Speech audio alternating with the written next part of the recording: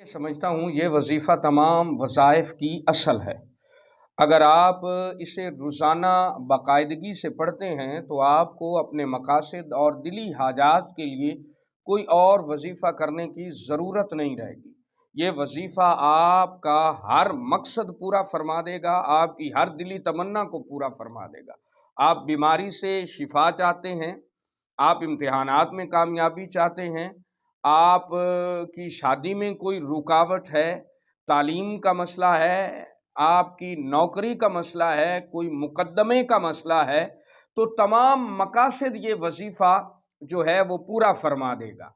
इस वजीफ़े को करना कैसे है? नमाज फ़जर अदा करनी है।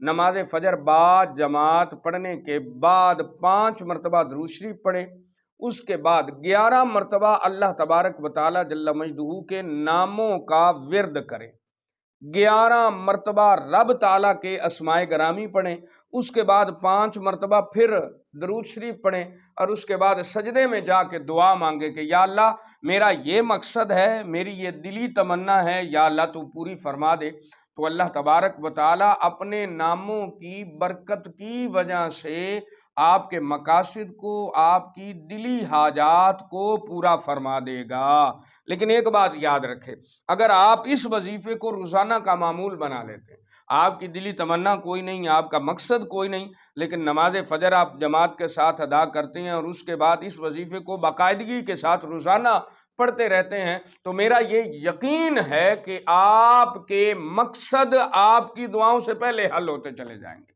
आपकी दिली तमन्नाएं आपकी दुआ से पहले पूरी हो जाएगी। इधर आप सोचेंगे, उधर अल्लाह तबारक व तआला जल्ल मजदूहू अपने नामों की बरकत की वजह से आपकी जायज़ दिली मुरादों को, आपकी तमन्नाओं को और आपकी हाजात को अल्लाह तबारक व तआला पूरा फरमा देगा।